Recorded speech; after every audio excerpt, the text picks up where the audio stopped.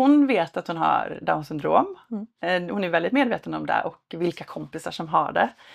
Men alltså min upplevelse av hennes upplevelse är att jag upplever inte att hon känner sig annorlunda.